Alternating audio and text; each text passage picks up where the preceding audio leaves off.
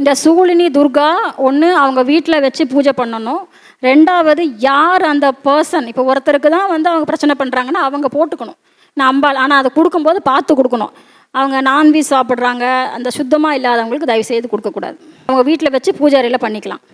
இல்லை நல்லா இருக்கிறாங்க, நாங்கள் வந்து பூஜை புனஸ்காரம் பண்ணுறோம் அப்படின்னு அவங்களுக்கு என்ன பண்ணலாம், சைவமாக இப்போ நிறைய பேர் ஜோதிடர்கள் நிறைய பேர் சைவம் இருக்காங்க. ஸோ சைவமாக இருக்கிறவங்களும் இருக்கிறாங்க. அவங்களுக்கு நீங்கள் வந்து சூழினி துர்கா வந்து கொடுக்கலாம். அல்லாமல் நீங்கள் மாற்றி கொடுத்தீங்கன்னா, ஏன்னா அவங்க அசைவம் சாப்பிட்றாங்க இல்லையா, துர்கா அம்பாளுக்கு என்ன ரொம்ப பிடிக்கும். அப்போ வந்து அது நெகட்டிவாக சில சமயம் வேலை செய்யும். அப்போ நம்ம கொடுத்துட்டு நம்ம பிரச்சனை மாட்டிக்கூடாது. அதனால் எந்திராஸ் கொடுக்கும்போது இந்த மாதிரி எந்திரங்கள் கொடுக்கும்போது பார்த்து கொடுக்கணும். யகலாமுகி சூழினி துர்கா தரிக்க கொடுக்கும்போது, அதாவது உடம்புல போடும்போது, வீட்டில் வச்சா ஒன்றும் பிரச்சனை இல்லை, அவங்களுக்குன்னு நம்ம சஜஸ்ட் பண்ணும்போது மட்டும் பார்த்து கொடுக்கணும். நைவேத்தியம் வேணும்னு கிடையாது. தீப தூபம் நீங்கள் எப்படி வீட்டில் வந்து ஃபோட்டோக்கோ சுவாமிக்கோ காட்டுறீங்களோ அப்படி காட்டிக்கலாம். இன்னொரு விஷயம், எந்திரத்தை தொங்க விடக்கூடாது. எக்ஸ்பீரியன்ஸ் சொல்லும்போது இப்போ நம்ம உடம்புல போட்டுக்கிறோன்னா நமக்கு ஒரு 1 இயர் தான் கணக்கு வரும். ஏன்னா 12 மாதம்தான் நமக்குலாம், 12 வருஷம்தான் தேவாளுக்கு. நம்ம வந்து அந்த சூழ்நிலையில் இருக்கிறோம் இல்லையா, ஃபுல் நெகட்டிவ் வைப்ரேஷனும் என்ன பண்ணணும், இந்த எந்திரம் அப்சர்வ் பண்ணிக்கிட்டே இருக்கும்.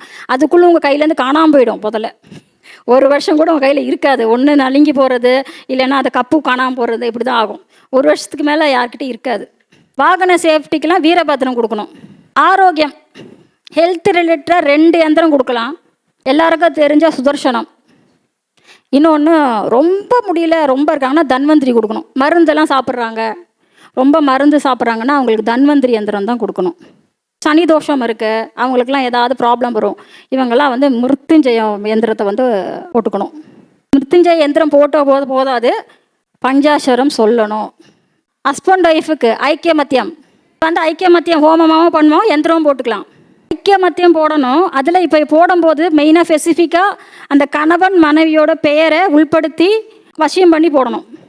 குடும்ப உறவுகளுக்கெல்லாம் பிரச்சனை இருக்குல்ல, அதுக்கு சௌபாக்கியம். இப்போ மாமனார் நம்ம குடும்பத்திலே வந்து அக்கா அண்ணிங்க பெரிய குடும்பமாக இருக்கும், சேர மாட்டாங்க. இவங்களுக்கு சௌபாக்கியம், எல்லாருமே சேர்ந்து கூடி இருக்கிறதுக்கு சௌபாகிய யந்திரம். அது வந்து போடக்கூடாது, வீட்டில் வைக்கணும்.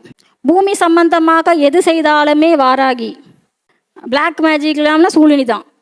வீட்டுக்குள்ளே இருக்குன்னா நீங்கள் சூழினி துர்காவை மேக்ஸிமம் என்ன பண்ணுங்கன்னா, அந்த துர்கா வந்து சாமி ரூமில் வைக்கக்கூடாது.